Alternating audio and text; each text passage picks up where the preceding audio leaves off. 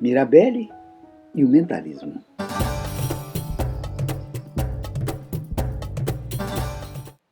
Antes que nós adentremos nesta história, nesta influência que Mirabelle provocou no mentalismo, eu queria pedir para você que, por favor, se você ainda não se inscreveu, inscreva-se aqui no nosso canal, divulgue este canal e este trabalho entre os seus amigos, compartilhe com eles.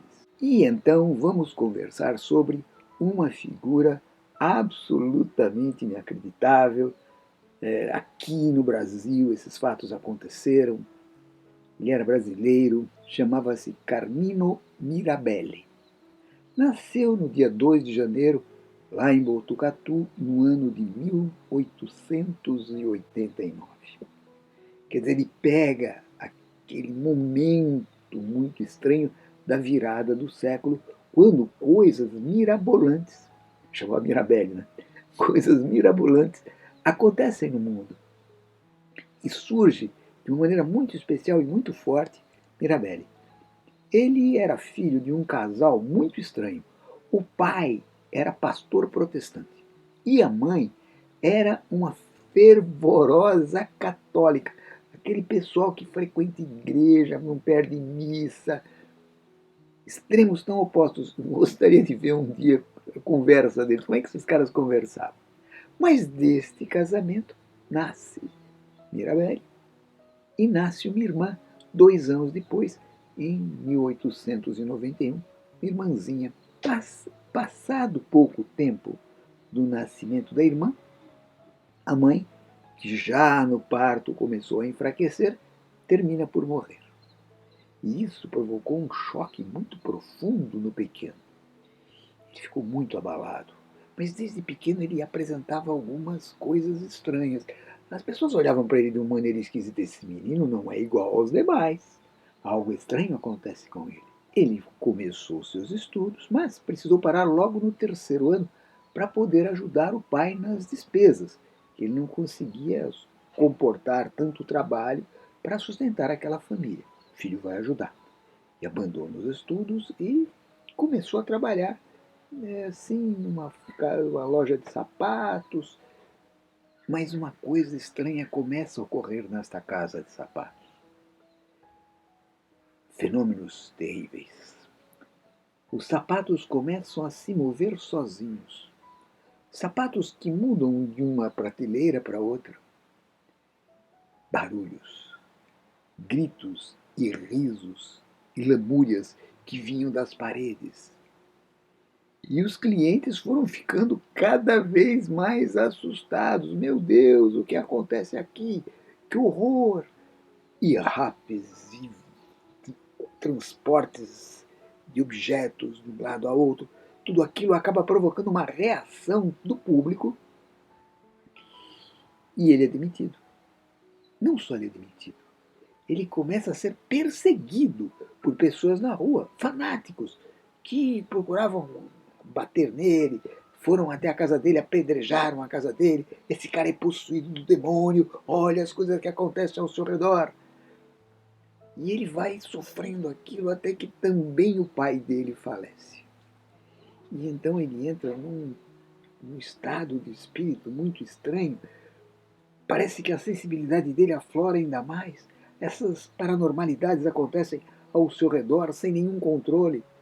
Ele mesmo era atingido por objetos que voavam de uma parede a outra, acertando pessoas. Ele era um perigo. A família fica muito preocupada com ele e acabam internando como louco no Instituto Juqueri. Mas ele deu sorte nessa ida para o Juqueri, porque lá estavam dois psiquiatras muito legais. Sabe aqueles médicos que são sacerdotes, que faz da medicina um sacerdote, e eles olham para Mirabelle, que nessa hora já havia trocado o nome para Carlos Mirabelle. Eles olham para ele e dizem assim: esse cara, será que ele é louco mesmo? E começam a testar as paranormalidades que ele produzia.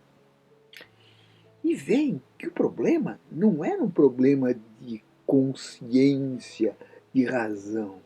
Era um problema mediúnico. O nome desses médicos são muito conhecidos, famosos.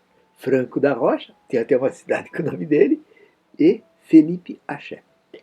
Eles dão alta para Mirabelli. E Mirabelli já começa, pelos treinamentos que fez com os doutores, começa a controlar um pouco os seus fenômenos. Então ele começa a fazer apresentações, começa a trabalhar com esses seus dotes. E também começa a ser perseguido novamente. Naquele tempo era absolutamente proibido o espiritismo. Meu Deus, era uma coisa horrível, do demônio mesmo. Começo do século, né? E ele é muito perseguido e começam a fazer campanhas contra ele, dizendo que ele era um charlatão. E tinha uma coisa que foi muito agravante. Não sei se muito agravante é uma coisa que está certa em português, mas que foi um fator agravante a todo esse quadro que estava sendo criado ao redor dele. Ele fluidificava a água e curava pessoas. Cara, aquilo foi demais. O sistema não aceitava aquilo. Havia um intruso no ninho. Curar era uma coisa apenas daquela elite.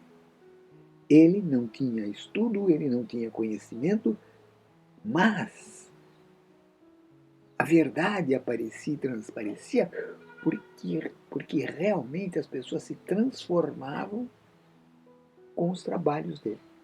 As capacidades mediúnicas de Mirabelli eram muito vastas, haviam muitas qualidades. Ele falava qualquer língua, como Chico Xavier fez também em vida. Falava qualquer língua, que ele nunca teve notícia. Falava, cantava em 3 tons, ele era baixo, contrabaixo e barítono. Tocava vários instrumentos.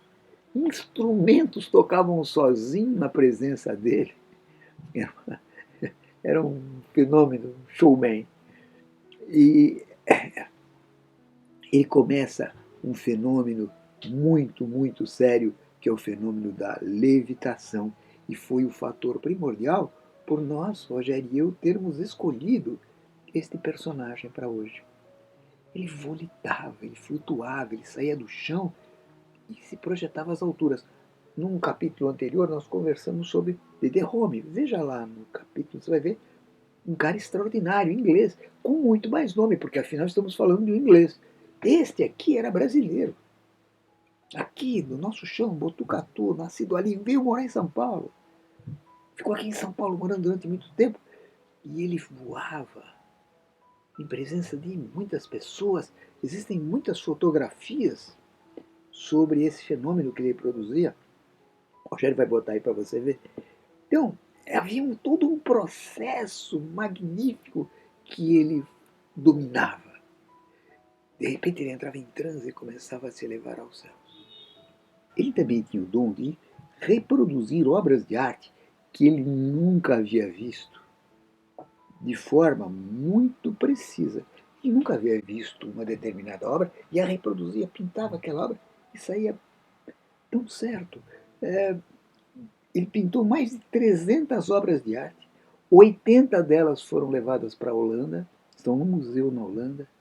Você vê que nós, brasileiros, nós não damos muita atenção nem importância a determinados personagens nossos, desprezando como um material de segunda classe.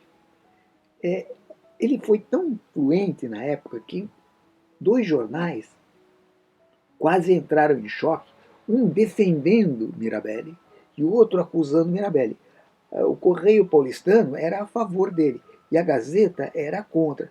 E era como nós estamos vivendo hoje, essa história de política, que se formam grupos que se separam completamente. Ocorria esse tipo de discussão na época a favor ou contra Mirabelli. Existem alguns relatos muito interessantes e um deles é que numa determinada sessão, onde havia um grupo de pessoas, começou a cair uma chuva de ossos. E o pessoal se cobrindo, e cai osso daqui, cai osso dali, bate na cabeça de um, em cima da mesa, até que no final cai uma cabeleira, puff, em cima da mesa. Pessoas que estavam ali presentes reconheceram aqueles cabelos como de uma tia falecida que estava para ser enterrada. Estão transportando de um lado para outro o corpo dela. E ela ia ser enterrada em outro lugar. E a família assinou uma ata dessa sessão que havia sido verdadeira. Esse corpo está enterrado no cemitério São Paulo, dessa tia. Foi depois levado esses ossos para lá e está enterrado no cemitério São Paulo. E tem até o número da campa, que eu não lembro de cabeça. Mas ele foi preso várias vezes por charlatanismo, sempre saiu, mas ele sempre, mesmo dentro da cadeia, ele sempre foi magnânimo, generoso, socorria os presos, ajudava as pessoas, os guardas que curava os guardas que estavam ali. E foi uma pessoa muito incrível também. Esse livro aqui, ó, é um livro escrito tem até o Rogério vai botar a fotografia mais próxima, um livro de Góes sobre a vida e os fenômenos de Mirabelli. A gente, com essas coincidências da vida, quando pensamos em fazer este capítulo com Mirabelli, o Rogério, daquelas coisas estranhas, encontrou o livro e disse: pai, olha aqui, ó, olha que legal, é o livro que nós vamos, da pessoa que nós vamos falar aqui na nossa biblioteca, que eu comprei há muitos anos atrás, e ele vai usar algumas ilustrações dele. Mirabelli, eu falaria horas sobre ele, de tantas coisas maravilhosas que ele fez, mas depois, se você acha interessante, procure assuntos sobre ele. Mirabelli, ele morreu em 1951, atropelado. Um lotação o atropelou e ele morreu vítima desse acidente. Até o fim da vida, ele produzia efeitos paranormais. Há muitos relatos sobre esses acontecimentos. Eu estou com um livro aqui que não é dos menores, escrito numa letra pequena, que fala de tudo o que aconteceu com ele, todos os seus fenômenos, todas as sessões, tudo aquilo que aconteceu na vida dele de maravilhoso.